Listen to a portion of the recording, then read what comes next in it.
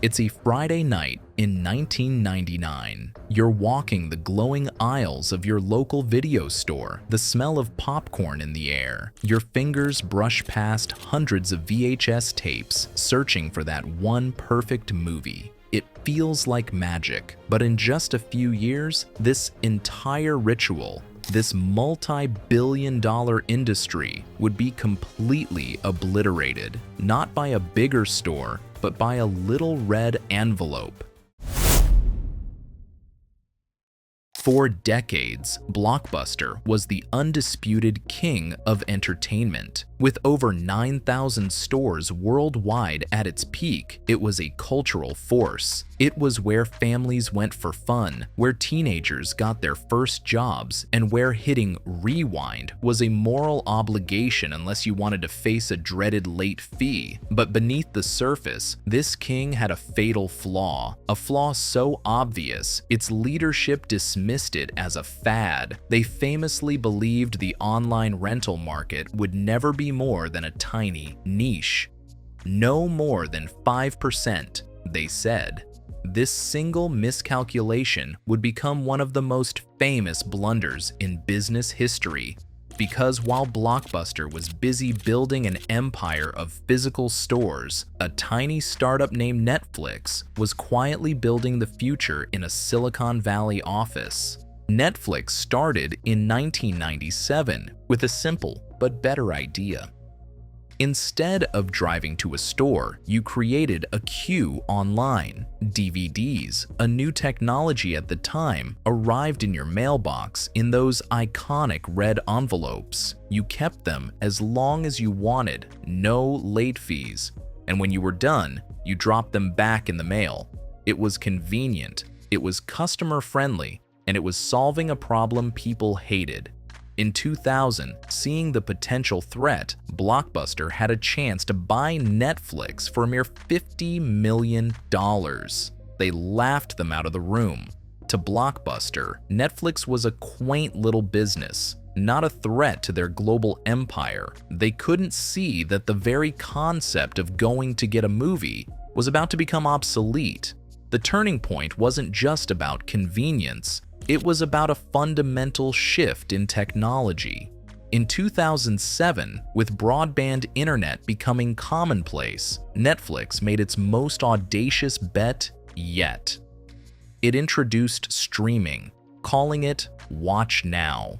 Imagine this, a company whose entire revenue was based on mailing physical DVDs, suddenly investing $40 million into building data centers for a streaming service that most people's internet couldn't even handle well. It was a huge risk, but it was a bet on a future where entertainment would be instant, on demand, and limitless, and audiences loved it. Slowly but surely, the pivot began.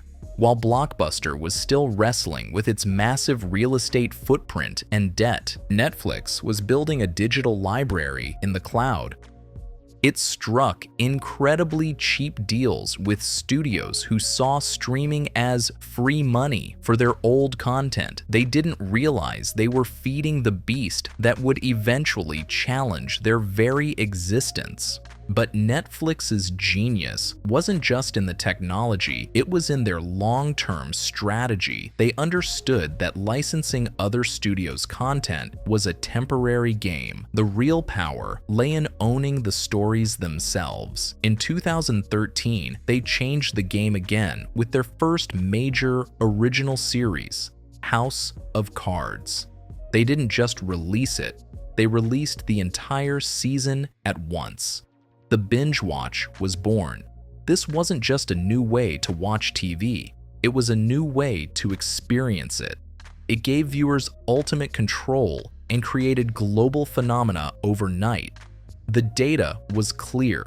Hits like Stranger Things and The Crown weren't just popular shows, they were cultural events that kept people subscribed.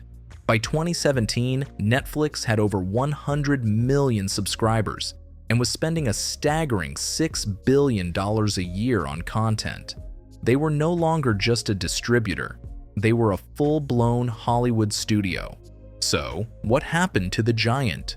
By 2010, Blockbuster, burdened by debt and a failed attempt to copy the Netflix model too late, filed for bankruptcy. The once mighty chain that dominated neighborhoods was gone, closing its last corporate stores. The little red envelope had slain the giant. But Netflix's victory created a new, even more competitive battlefield. Seeing its success, every major media company wanted a piece of the streaming pie. Disney, Warner Brothers, NBC Universal, and Paramount all pulled their valuable content from Netflix to launch their own services. The era of the streaming wars had begun. Netflix, once the ultimate disruptor, now found itself as just one player in a crowded field. Its stock, which had soared for years, became volatile. The question shifted from, can anyone beat Netflix, to, can Netflix stay on top?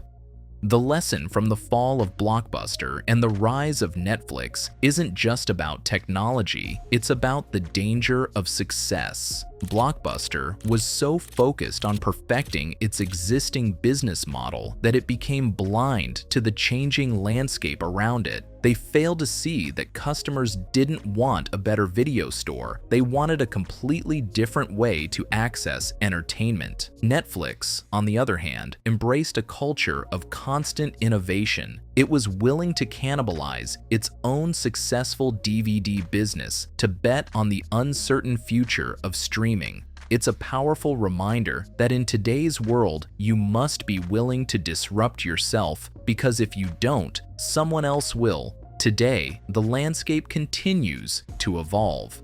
We're seeing a rebalancing, with some streamers introducing ad-supported tiers and even theatrical releases for their biggest films. It turns out, maybe there is room for both a night out at the movies and a cozy night in with a stream.